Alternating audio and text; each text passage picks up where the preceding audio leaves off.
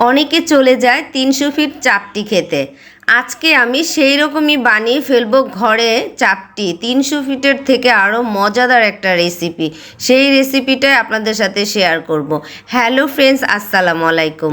আমি তমা varieties blogger, নতুন একটি ব্লগ নিয়ে চলে এসেছি আপনাদের কাছে। সবাইকে দেখার আমন্ত্রণ রইল। তো এখানে আমি চাপটি বানানোর জন্য 1 কাপ চাল ভিজিয়ে রেখেছি আগে থেকেই।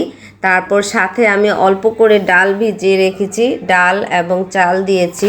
সাথে আমি অল্প করে আদা, রসুন, শুকনো মরিচ, হলুদের গুঁড়া, তারপরে পেঁয়াজ, জিরা গুঁড়া, ধনিয়া গুঁড়া এগুলো দিয়ে আমি ব্লেন্ড করে ফেলবো।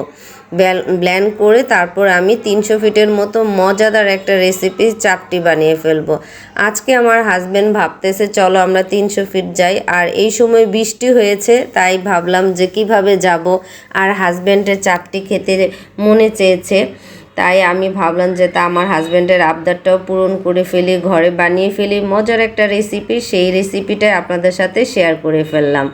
তো এই যে এইভাবে আমরা এই চাপটিটা ব্লেন্ড করে ফেলবো। আর এই চাপটিটা আপনারা হাঁসের গোশ, গরুর গোশ, মুরগির গোশ, শুটকি ভর্তা যে কোনো কিছু দিয়ে খাবেন, খুব মজা লাগবে।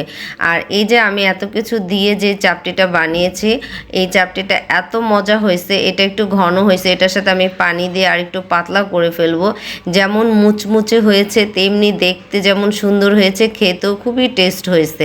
তার আগে আমি আমার বন্ধুদেরকে বলে নিচ্ছি, যারা আমার চ্যানেলটাকে সাবস্ক্রাইব করেছো তাদেরকে অসংখ্য ধন্যবাদ। আর যারা এখনও চ্যানেলটাকে সাবস্ক্রাইব করোনি, প্লিজ আমার চ্যানেলটাকে সাবস্ক্রাইব করে দিও। আমার এই ব্লগটি যদি তোমাদের ভালো লেগে থাকে অবশ্যই লাইক কমেন্ট দিয়ে আমার পাশেই থাকবা। তো আজকে ঘরে আমি বানিয়েছিলাম ভর্তা আর মুরগির গোশত, তাই মুরগির গোশত দিয়ে সন্ধ্যার সময় আমার হাজব্যান্ডকে আমি বানিয়ে দিলাম চাপটিগুলো। আমার হাজব্যান্ড এই চাপটিগুলো খেয়ে বলতেছে ৩০০ ফিটে যেই চাপটি এর আগেও আমরা খেয়েছি তার থেকে অনেক মজা হয়েছে। তাই আপনারাও যদি বাসায় এভাবে ট্রাই করবেন আমি যেভাবে বানিয়েছি, এবং কেমন হয়েছে আপনারা কিন্তু অবশ্যই আমার কমেন্ট বক্সে কমেন্ট করে জানাবেন। তো আজকের রেসিপিটা এখানেই শেষ করে ফেলছি।